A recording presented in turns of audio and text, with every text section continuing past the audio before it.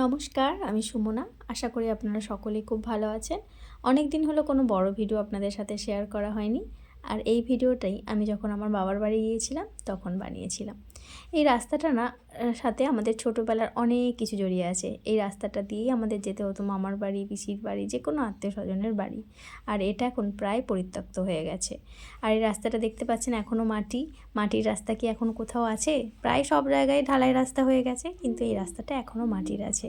আর এই যে ইট ভাটিটা দেখতে পাচ্ছেন, এখানটা না, এটা একটা অ্যাকচুয়ালি নদীর চড়ায়, পুরানো দামোদর নদী। যারা জেনে থাকবেন তারা জানেন এটা পুরানো দামোদর নদীর ধার, আর এখানে হচ্ছে ইট ভাটি। আমাদের এই এলাকায় নদীর চড়ায় যেহেতু বেশিরভাগ অংশটাই, তো ইট ভাটিটা কিন্তু প্রচুর পরিমাণে আছে। আর ইট ভাটির ইটগুলো কত সুন্দর করে সাজিয়ে রেখেছে। জায়গাটার না বিশেষ করে সেরকম পরিবর্তন হয়নি, তবে এই জায়গাটাতে যে নদীর চড়াটা ছিল সেটাতে একটা বড় ভাঁটা হয়ে গেছে। আর দেখুন ইটগুলো দেখতে লাগছে না পার্লেজি বিস্কুটের মতো? আমি মাকে সেটাই বলছিলাম। যাই হোক, অনেক মানুষের রুজি রোজগারও হয়েছে ইটভাটি হওয়ার কারণে। তবে এই রাস্তাটা এখনও পর্যন্ত কিছু হয়নি। অনেকে বলাবলি করছিলেন যে এটা নাকি ঢালাই রাস্তা হয়ে যাবে, তখন আরও সুন্দর হবে, যাতায়াত করতে মানুষের আর অসুবিধা হবে না। তো এই রাস্তাটা নিয়ে না আমাদের অনেক স্মৃতি আছে। এই যে ভাটাটা দেখছেন, এটা এক সময় চড়াই ছিল, আর ওর ওই পাড়েতে ছিল একটা নদী। সেটা না, নদীতে আপনাকে পেরিয়ে যেতে হবে, কোনো নৌকা থাকতো না, এক হাঁটু পর্যন্ত কাদা পেরিয়ে যেতে হতো।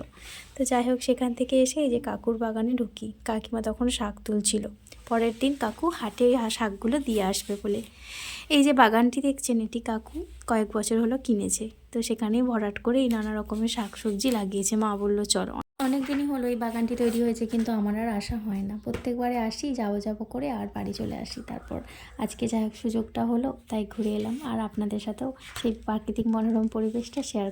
আর পাশেই ছিল আমার বাবারও কিছুটা ডাঙা, তো সেখানেই সর্ষে গাছ লাগিয়েছে বাবা, তো সেটাও আপনাদের সাথে শেয়ার করলাম। আজকের বিকেলটা খুব ভালো কাটলো, আর আপনাদেরকে শেয়ার করতে পারলাম, সেটাও আমার খুব মন থেকে ভালো লাগছে।